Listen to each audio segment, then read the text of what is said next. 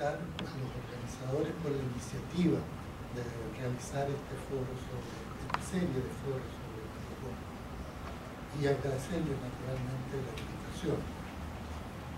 Le acabo de pedir a la persona que se suponía que iba a continuar que yo quisiera articular justamente en este punto con lo que acaba de decir Edwin, porque prácticamente toda mi exposición está centrada en el ensayo histórico, en el que trato de hacer una lectura filosófica de este libro.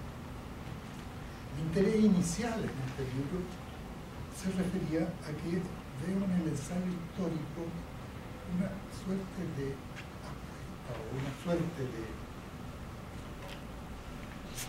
relato de nación, ¿no es cierto?, que en cierto modo se articula con un relato de nación que ha sido muy significativo en la historiografía chilena, en tanto que configura una autocomprensión ético-política de la nación chilena.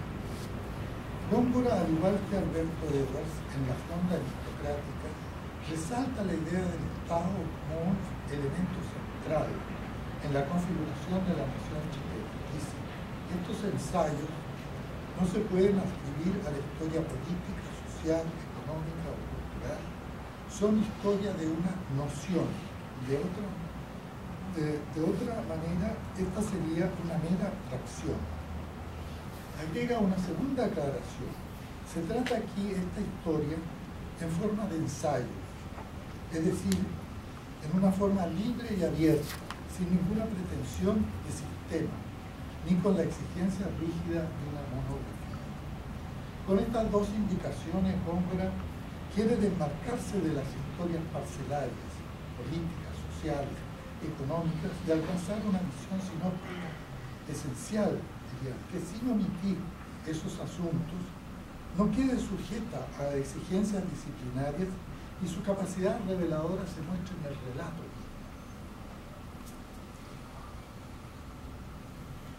Él caracteriza el Estado algo enigmáticamente como un organismo viviente.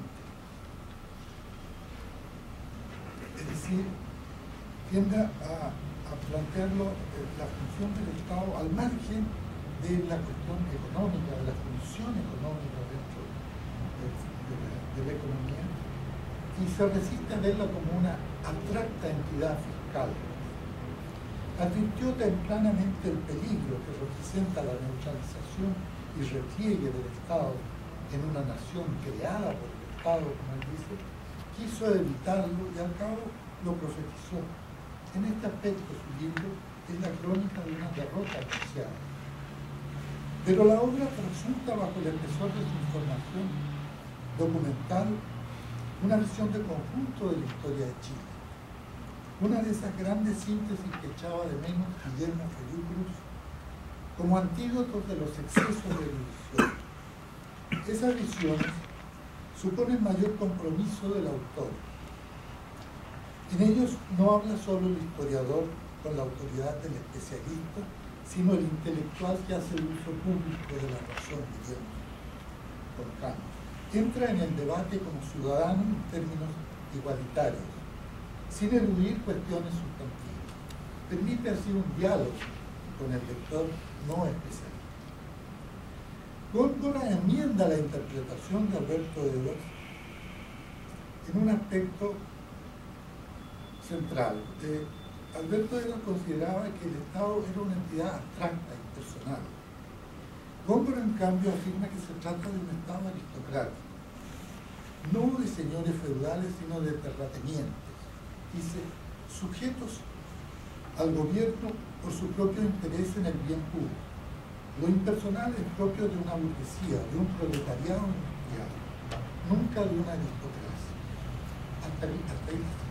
Pero ambos autores consideran el Estado portaliano como el elemento estructurador, como el elemento mayor de la historia de Chile. La idea de un Estado configurado desde entonces, 1830, gracias al pensamiento de Portales, es, a mi juicio, afirma Góngora, la mayor y mejor interpretación de la historia del siglo pasado. La génesis, el auge y la caída de la concepción portaliana estructuran en la intuición de Eros al acontecer nacional desde 1830 hasta por lo menos 1891. Hasta ahí la cita. La idea del Estado portaliano surge en el momento de su ocaso, es decir, en los años 20, en cierto modo bajo el signo de una nostalgia, y como reparo simbólico, diríamos, de un sentimiento de pérdida. El Estado en forma de Edwards ya no existe, pero es preciso canonizarlo porque merece vida sempiterna. La crisis del Estado en el siglo XX se puede entender como una crisis de lo público, asociada con la mercantilización y la degradación de la política. Este fenómeno se manifiesta internamente en la burocratización del Estado y en el predominio de la cuestión social. Y en las relaciones exteriores se traduce en la mengua del patriotismo y la preponderancia de las ideologías pacifistas. Otro rasgo esencial, otro rasgo capital, afirma Góngora, que pone de manifiesto la diferencia profunda con el Chile del siglo XIX, mientras éste acepta la guerra, y anhela la expansión y glorificación de Chile, por sobre todo la generación del año 20 es pacifista hasta el escándalo. Para ellos lo social como un ideal sobrepasa lo nacional. Empieza a primar los factores que llamaríamos económicos sociales. Hasta ahí la cita. La tesis central, según la cual en Chile el Estado crea la nación, es provocativa, porque invierte el papel que suele atribuirse a la nación en la génesis del Estado. Góngora afirma la paradoja de una nación criatura del Estado, es decir, le atribuye a este un carácter constituyente, lo que haría la gran diferencia con el Estado del siglo XX, que se torna reactivo y de gestión. El mismo hecho de llamar ensayo a la obra y hablar de noción en lugar de concepto apunta en esta dirección. La noción no pretende el rigor del concepto, no quiere ser teoría del Estado.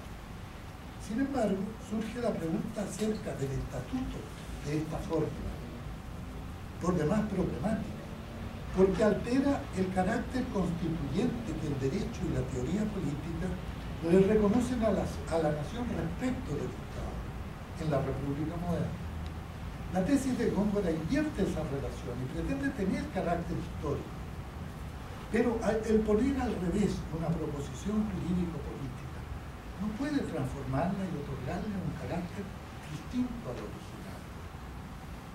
Él no es ajeno a esta dificultad, pues en la línea final del ensayo modifica esa formulación. Dice, es el Estado el que ha dado forma a nuestra nacionalidad. Es una fórmula muy atenuada y muy distinta, ¿verdad? Por otra parte, el Estado portaliano se caracteriza como un Estado fuerte, realizador, que no se aparta de la búsqueda y cumplimiento del bien común. Su autoridad no se somete a los partidos ni a los intereses particulares. Su desvanecimiento o crisis se puede entender entonces como degradación de la política. Es eso lo que Góngora advierte que se produce en la segunda mitad del siglo XIX, culmina en 1891 y llega a término en los años 20 con el predominio de la democracia de masa. Es ilustrativo respecto a su respuesta a la pregunta de una periodista. ¿Qué está pasando en Chile, profesor? Que estos son los principales noticias de los diarios. Uno de ellos decía, asesino sádico anda suelto. Otro, horroroso crimen de descuartizado. Góngora responde, lo novedoso es que todos los titulares son policiales. Se debe a que no hay política. Quiere decir, el Estado se ha vuelto reactivo, burocrático, instrumento de realización de agendas personales. Este fenómeno se da, sin embargo, en multitud de casos, agrega Góngora, salvo en las superpotencias. Él asocia la crisis del Estado con la globalización política. Esta mundialización de la política, escribe, es mirada por algunos pensadores, Toynbee, por ejemplo, como un decisivo progreso. En cambio, él lo estima una amenaza. Dice, un Estado mundial puede significar la más terrible tiranía, de la cual ya nadie podrá escapar en parte alguna. Coincide en esto con Kant, curiosamente.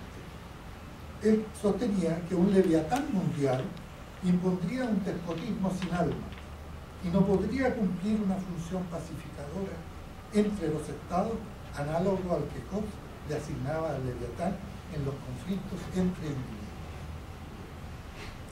La globalización política, sin embargo, plantea un problema adicional, y es que el siglo XX ya no es posible ni verosímil un relato estrechamente nacional. La historia de Chile del siglo XIX era o creía ser puertas adentro, por así decirlo. Se podía contar como la historia de un cuerpo político que posee su propio principio y se desarrolla en torno a la transformación de una aristocracia terrateniente en oligarquía plutocratizada. La globalización política modifica este cuadro y establece nuevas coordenadas. La pregunta que surge entonces es hasta qué punto la crisis del Estado es un fenómeno de la misma índole que la construcción inicial del Estado. La misma idea de decaimiento o crisis pierde especificidad si toda la historia de Portales en adelante es un proceso de caída. El relato respectivo sigue siendo una historia de Chile centrada en ese sujeto superlativo y con nombre propio, el Estado portaliano, o ha comenzado una historia en Chile descentrada, sin sujeto, relativamente anónima, que obedece a exigencias de una economía globalizada y de un Estado mundial en gestación. Ya no hay política, el dictón de Góngora, quiere decir también ya no hay historia. Hay una dificultad en capacidad de hacer historia y falta esa figura del héroe civil del Estado omnipresente. Falta el Teseo. Por otra parte, los conflictos bélicos cambiaron radicalmente de signo después de la Primera Guerra Mundial. La Guerra de la Independencia podía ser forjadora de nacionalidad, creó un sentido de comunidad y autonomía. La Guerra del Pacífico fue una guerra nacional en el sentido de reforzó el nacionalismo y la idea de territorialidad asociada al Estado. Pero se puede decir otro tanto de las guerras civiles o atribuir análogo significado a las guerras del siglo XX. No se sustenta la idea de guerra creadora de identidad en los mismos conceptos decimonónicos de nación homogénea y de soberanía territorial, es decir, en una idea de soberanía asociada más al territorio y al patrimonio, a la patria y al patriotismo, que al demos y a la soberanía nacional y a la soberanía popular. Si el Estado portaliano se debilita y decae junto con el surgimiento de la cuestión social y el auge del pacifismo, no significa que su fortaleza requería de la guerra y se sustentaba en la coerción. Si es así, no habría que esperar su decadencia para advertir su debilidad. Su decaimiento sería una necesidad derivada de su propio carácter, de mito fundador, autoafirmador. Se requeriría entonces, más que una historia de la noción de Estado, una genealogía del mismo, que incluyera el origen, pero también la diferencia y distanciamiento con él, que renunciara a la magnificación del origen y a la pretensión de hacer valer el Estado portaliano como clave de la historia. Aquí invoco la idea de genealogía de Nietzsche y de Foucault, sobre todo. La historia escrita en clave portaliana realza la función constituyente, orgánica del Estado, pero hace como si el resto del mundo no existiera. ¿Qué entra en crisis entonces con la mundialización? ¿El mito fundacional del Estado por la ficción portaliana. Un Portales integrado a la ideología del Estado y canonizado como su héroe civil no entra en esas formas estériles de la historia que Nietzsche llamó anticuaria y monumentaria y que Góngora ciertamente rechazaría. Lo que entra en crisis junto con el Estado es sobre todo la política, la dimensión pública de la existencia. La globalización significa que la política es permeada por los intereses y redefinida como emprendimiento. Propongo pues dos lecturas de este libro. Él se puede leer como una suerte de manifiesto o pronunciamiento ante la crisis de lo público. El propio autor, por lo demás, en la sección final, hace explícita sus aprehensiones sobre el presente. En un anexo que bien podría ser el prólogo, incluye el balance patriótico de Vicente Huidobro. Allí se lee: una nación no es una tienda, ni un presupuesto una Biblia. Socios no es lo mismo que ciudadanos. Góngora haría suyas sin duda estas palabras. El ensayo mismo se deja leer como una suerte de balance patriótico.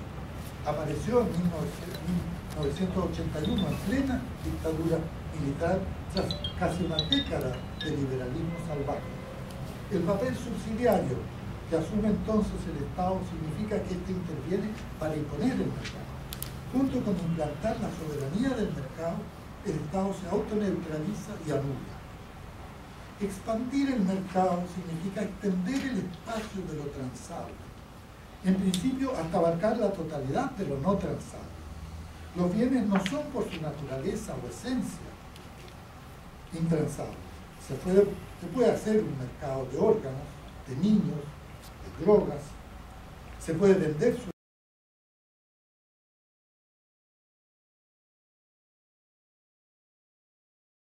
derecho de residencia, se puede vender suelo, el aire como vertedero, etc. No es que el dinero pueda comprarlo todo, pero es posible hacer como si pudiera. Es decir, volver transable lo que se tenía por intransable. La monetarización perfeccionada altera, sin embargo, el carácter de lo transado y termina modificando la sociedad misma, configurando una sociedad de mercado que desintegra el cuerpo político. El mercado no es políticamente neutro. Para bien o para mal, sin embargo, nuestra cultura ha sido estadocéntrica, sea que se trate de la educación, de la salud, de una catástrofe o de una crisis económica. El referente obligado es el Estado. El descontrol de los mercados, junto con expandir la producción, agudizó un vacío estratégico que en parte llenaba el Estado. El mismo crecimiento agudizó algunos problemas más o menos endémicos que ustedes pueden ahí ver. Escasa diversificación de la matriz energética, problemas en la salud, en la educación, etc. No quiero ahondar más en eso. La falta de políticas públicas en estas materias son de sobra conocidas, ¿verdad? La falta de política inmigratoria, por ejemplo, dejó a miles de exiliados librados en su propia suerte y ha dificultado el retorno, muchos de ellos o algunos de sus hijos graduados en universidades extranjeras. En cambio, ha facilitado el ingreso de mano de obra sin calificación, narcotraficantes, sicarios, prostitutas. Cuando se publicó el ensayo, estas cuestiones aún no alcanzaban la relevancia que adquirieron después. Pero la protección del medio ambiente, la seguridad ciudadana y los conflictos limítrofes son asuntos que entran de lleno en la grilla conceptual de Góngora. El problema que él detectó, la crisis del Estado y la degradación de la política, no queda superado con el surgimiento de movimientos ciudadanos. Antes bien, confirman su análisis, en tanto responden a la precarización de la política, la defección del Estado y el ibris de la mercantilización. Inicialmente cautivado por los cantos de sirena portalianos de la dictadura, como bien señalaba Edwin, Góngora salió pronto del engaño, justamente a raíz de la reforma neoliberal del Estado, la planificación a partir de cero, contrariando o prescindiendo de toda tradición, lo que siempre trae consigo revanchas culturales. El neoliberalismo no es un fruto propio de nuestra sociedad, sino una revolución desde arriba, paradójicamente antiestatal en una nación formada por el Estado. Góngora roza aquí un problema que ha preocupado tradicionalmente, la tendencia a la asimilación indiscriminada, mimética de formas culturales ajenas y heterógenas. El Estado autárquico, supuestamente creador, es refractario a las doctrinas antiestatales que hace un caso omiso de la idiosincrasia de los pueblos, como él dice. Sí, pero cabe preguntar si no es enteramente funcional a las formas culturales importadas, y si apelar a la idiosincrasia es un recurso suficiente. La monarquía del siglo XVI y XVII es el emblema del Estado que prescinde de las tradiciones y arrasa las culturas vernáculas. No solo construye desde arriba, como lo reprocha Góngora, sino sobre la luna, por así decirlo. Y el genio atribuido a Portales no consistía justamente en haber reproducido ese modelo jerárquico, procurándole forma y apariencia republicana. Ese genio, por tanto, congeniaba bastante bien con lo que la mitología del romanticismo llamó el genio del pueblo. Mi reparo en síntesis es el siguiente. La idea del Estado matriz de la nación deja intacto el problema de la fundación y crea una serie de dificultades y equívocos asociados a una concepción estadocéntrica del poder y la política. Para ser creador de nación, el Estado ha de ser un órgano separado del cuerpo civil, autogenerado y fundado en sí mismo, un Estado autárquico. Eso supone al mismo tiempo un concepto de nación válido solo a partir del siglo XIX, cuando se la concibe asociada al Estado y se la identifica con él, bajo la forma del Estado-nación. Esta asimilación es válida para la nación política, que en la América hispánica efectivamente no existía antes de la independencia. Pero omite el demos, la nación que precede a la nación de la soberanía. El concepto romano de natio, nationis, solo indica el lugar donde se nace. Ese concepto prevaleció hasta el siglo XVIII, avanzado el siglo XVIII. La república no es el comienzo del Estado. Y este no es el único agente creador o civilizador. La Iglesia, sin ir más lejos, cumplió un papel decisivo en la formación de los reinos. La idea de un Estado autogenerado que crea nación da por resuelta la cuestión de la legitimación del poder. Desde el punto de vista jurídico, es la nación la que legitima al Estado. Si se invierte la fórmula, se deslegitima la república. Es casual que se omita el adjetivo republicano en el título de la obra y se prefiere, en cambio, calificar al Estado según el siglo XIX y XX. La noción del Estado en Chile del siglo XIX, XX, no por el carácter republicano. La idea de una nación construida desde arriba por el Estado y al cabo por el sujeto que la conduce es muy moderna, sin duda, pero no surge del uso empírico de la razón. Corresponde más bien al modelo técnico fabril del invento, del gran hombre mecánico, el otro nombre del Leviatán. Al situar la política exclusivamente en el Estado, se reproduce en el discurso la lógica del poder gubernamental y sobre todo se impone un modo de pensar la política que la concibe exclusivamente como acción de Estado. Y al poder como centralizado en el Estado. Los partidos, la Iglesia o cualquier agente distinto del Ejecutivo quedan minimizados, incluso el ejército, por más que se afirme la guerra como formadora de nacionalidad. Los comienzos consisten precisamente en que el pueblo, el otro nombre de la nación, actúa al margen del ordenamiento político constitucional. Sin esa precedencia no se entienden las proclamaciones y las actas de independencia o de autonomía o autodeterminación. ¿Auto de quién? Si no hay un sujeto que pueda darse una constitución y un orden político, a ese sujeto previo, anónimo y en cierto modo imaginario, lo llamamos nación. Es una ficción, claro está, pero una ficción constituyente. El Estado-nación así constituido es estado de ficción. Pero si no se admite este carácter ficcional del Estado nacional, no hay modo de salir de la contradicción del Estado creador, de la nación creada ex nihilo y de la república como comienzo absoluto.